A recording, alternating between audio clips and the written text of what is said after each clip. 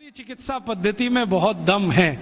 इसके दम के कुछ उदाहरण बताता हूं। जो भगवान राम के भाई लक्ष्मण बेहोश हो गए और सुषेण ने जब नाड़ी देखी, ये तो गया, अब बचने की कोई संभावना नहीं, तब हनुमान जी को कहा जाके लाओ जल्दी से, मैं कुछ देर तो जीवन बचा सकता हूं, बाकी आगे की गारंटी नहीं है। हनुमान जी गए, संजीवनी बूटी लेके आए और सुषेण ने संजीवनी सूंघाई, खिलाई नहीं, सूंघाई, और लक्ष्मण जीवित हो गए। तो कोई तो है दम भाई, ऐसा तो नहीं है सूंघने मात्र से वो जीवित हो गए। हम तो ये महाभारत की कहानी देखते हैं, युद्ध चला है और आप जानते हैं भयंकर युद्ध चला है। भारत के पिछले हजारों साल के इतिहास में सबसे भयंकर युद्ध हुआ है तो महाभारत का युद्ध हुआ है, जिसमें थोड़े बहुत नहीं लाखों लोग मारे गए। लेकिन उस युद्ध में बार बार हमें यह पता चलता है कि सवेरे से शाम तक युद्ध होता है, रात को सभी पालों के वैद्य अपने अपने घायल सैनिकों के घावों पर मरहम लगा रहे हैं, लेपन कर रहे हैं, और अगले दिन वो फिर युद्ध के लिए तैयार हो रहे हैं। ऐसी कौन सी चिकित्सा पद्धति दुनिया में है जो 12 घंटे में आदमी को लड़ने के लिए तैयार कर दे? और महाभारत की ऐसी एक नहीं सैकड़ों कहानियां, उसमें से तो एक कहानी मैं बताता हूं। कौरवों की कहानी जानते हो? 100 थे, एक माता के 100 पुत्र कैसे हो गए? एक माता के 100 पुत्र कैसे हो गए? और अद्भुत बात जो समझने की है, वो 100 के 100 सभी पुत्र एक जैसे, ऊंचाई में एक जैसे, चौड़ाई में एक जैसे, लंबाई सबकी बराबर, हाथों की लंबाई बराबर, शरीर सबका एक जैसा, चेहरा सबका एक जैसा, बड़ा मुश्किल पहचानना। तो ये तो भाई कोई क्लोनिंग हुआ हो तभी संभव है, वरना कैसे संभव है? अभी तो हम प्राकृतिक तरीके से जानते हैं कि 2 ट्विंस भी पैदा हो जाएं तो एक जैसे नहीं होते, लेकिन कौरव तो सबके सब एक जैसे। तो शायद उस समय कोई बड़े महान चिकित्सक रहे हों जिन्होंने गांधारी के रक्त में से कुछ निकालकर क्लोन कर दिया हो, या उनके गर्भाशय से कुछ निकालकर क्लोन किया हो, उसमें से ये कौरव पैदा हुए हों। तो ये क्लोनिंग की टेक्नोलॉजी तो 5000 साल पहले इस देश में थी। यूरोप तो अभी जान रहा है इसको, और यूरोप अभी तक भेड़ बकरियों पर प्रयोग कर रहा है, यहां तो आदमियों पर प्रयोग 5000 साल पहले हुआ। तो कोई तो दम होगा इसमें। हमारे सुश्रुत संहिता को आप जानते ही हैं, आप में से शायद किसी ने पढ़ा होगा, नहीं पढ़ा तो जरूर पढ़िए। सुश्रुत संहिता में बहुत साल से पढ़ता रहता हूं। हालांकि मेरा विषय तो इलेक्ट्रॉनिक्स है, लेकिन मुझे इसमें इंटरेस्ट है। जब जब मैं सुश्रुत संहिता पढ़ता हूँ, माइक्रो लेवल पे जब जाओ तो इतने तरह के उपकरणों के वर्णन उसमें हैं, इतने तरह के उपकरणों के वर्णन हैं सर्जरी करने के लिए कि आश्चर्य होता है। अगर सुश्रुत संहिता से एक एक उपकरण को निकालकर लिस्ट बना दी जाए तो आज के आधुनिक सर्जरी में जितने उपकरण हैं उससे कम नहीं है। और उन उपकरणों को बनाने के लिए जो इस्तेमाल होने वाला मेटल है, फौलाद कहिए, वो सिर्फ आयरन नहीं है, ऐसा मेटल इस्तेमाल है जिसमें 7 धातुएं हैं ताकि उसमें जंग न लगे। और आज के जितने भी अच्छे से अच्छे सर्जरी के उपकरण भारत में हैं, सभी में जंग लगती है, लेकिन सुश्रुत के उपकरणों में जंग नहीं है। तो इतने तरह के उपकरण उस जमाने में बनते थे। सुश्रुत का समय तो कोई आज का नहीं है, कम से कम 3500 साल का है। उस समय अगर ऐसे उपकरण बनते थे तो कोई तो दम होगा इस देश की चिकित्सा व्यवस्था में, ऐसे तो नहीं है। जब यूरोप में और अमेरिका में शरीर की नस काटकर रक्त बहा दो, यही चिकित्सा है, उस समय इस देश में सुश्रुत की राइनोप्लास्टी रही। आपको मालूम है, राइनोप्लास्टी भारत ने दुनिया को सिखाया है। और राइनोप्लास्टी के भारत में 1500 से ज्यादा केंद्र थे अंग्रेजों की ईस्ट इंडिया कंपनी के आने के पहले तक। उनके स्थान और पूरे वर्णन मेरे पास है। और अंग्रेजों के दस्तावेज में से निकाले हुए। भारत में सबसे बड़ा राइनोप्लास्टी का केंद्र था कांगड़ा। कांगड़ा कहाँ है? शिमला के आगे, हिमाचल में। और कांगड़ा और उसके आसपास में 700 केंद्र थे जो राइनोप्लास्टी सिखाते थे। दक्षिण में जबरदस्त केंद्र थे राइनोप्लास्टी के। मैसूर स्टेट है ना, मैसूर स्टेट में 150 से ज्यादा केंद्र थे आज से 200 साल पहले। एक पुरानी कहानी है जो दस्तावेजी है, कल्पना की नहीं है। एक अंग्रेज अधिकारी था कर्नल कूट, वो हैदर अली से लड़ा। हैदर अली ने उसको परास्त किया। परास्त करने के बाद उसकी नाक काट दिया, क्योंकि हमारे राजा ज़्यादा से ज़्यादा यही करते थे, गला नहीं काटते थे, नाक काट दिया, कान काट दिया। क्यों? क्योंकि नाक कटना ही बहुत बड़ी बदनामी होती थी। तो नाक काट दिया उसका। कटी हुई नाक लेके वो भागा, कर्नल कूट।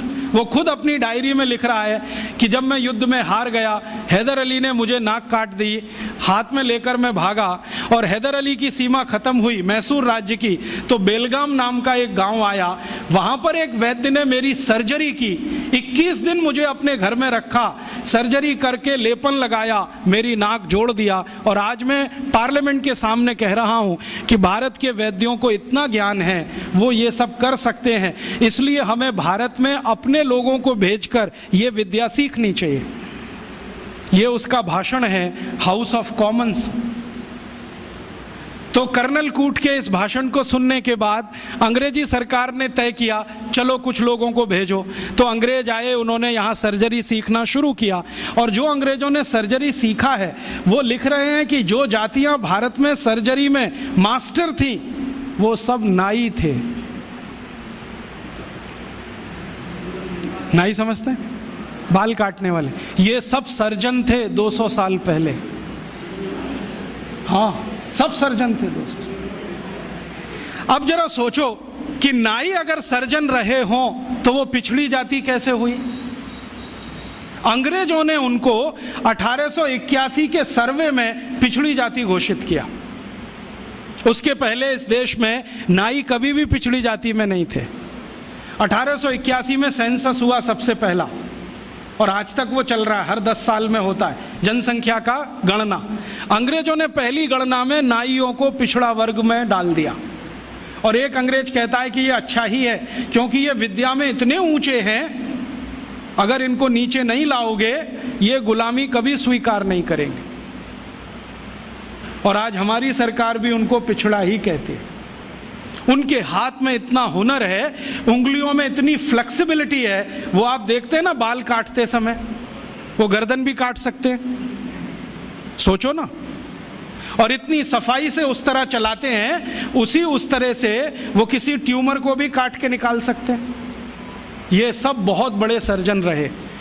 और आज से 200 साल पहले के दस्तावेज बताते हैं कि कांगड़ा और उसके आसपास, कुर्ग और उसके आसपास, मैसूर और उसके आसपास जितने सर्जरी सिखाने वाले केंद्र थे, उन सबके आचार्य नाई ही थे जातियों। ये सब सर्जन थे। और इन्होंने जो सर्जरी सिखाई है वो हिंदुस्तान के गांव-गांव फैलाई। फिर अंग्रेजों ने क्या किया, ये जो सर्जरी सिखाने वाले केंद्र थे, इन सबको गैर कानूनी घोषित कर दिया। एक कानून बनाया जिसका दुर्भाग्य से नाम है इंडियन एजुकेशन एक्ट। उसमें इंडियन कुछ भी नहीं है, नाम उसका इंडियन एजुकेशन एक्ट। उस कानून में उन्होंने ये तय किया कि भारतीय विद्याओं को सिखाने वाले जितने भी केंद्र हैं वो सब गैर कानूनी हैं। तो उन पे ताले डलवाए गए, नहीं डाले तो मरवाया गया, उनको आग लगवाई गई, कितने लोगों को जिंदा जला दिया। वो कहानी सुने तो आपकी आंखों से आंसू निकल आए। ये अत्याचार 100 साल हुआ, उसमें ये विद्या खत्म हो गई। और फिर बेईमान अंग्रेजों ने क्या किया कि यहां से सर्जरी सीखा और उनके अपने रिकॉर्ड्स में वो सब है। हिंदुस्तान को ये बताया कि देखो हम तुम्हें वापस सिखा रहे हैं। और यहां से सर्जरी सीखकर जो डॉक्टर बने लंदन में, उन्होंने fellow of the royal society की स्थापना की, जिसमें डिग्री लेने के लिए आज हमारे डॉक्टर जा रहे हैं। और उस प्रमाण पत्र को लाके दरवाजे पे बड़ा टांगते हैं। मैं देखो FRS, उसमें शहद लगा के चाटो तो विटामिन C भी ना मिले। ये स्थिति है, इतना उलट गया सब कुछ। सर्जरी में ये था, मेडिसिन में इससे अद्भुत था भारत। और मेडिसिन में अद्भुत होने का कारण है विशेष किस्म की दवाएं यहाँ पर हैं।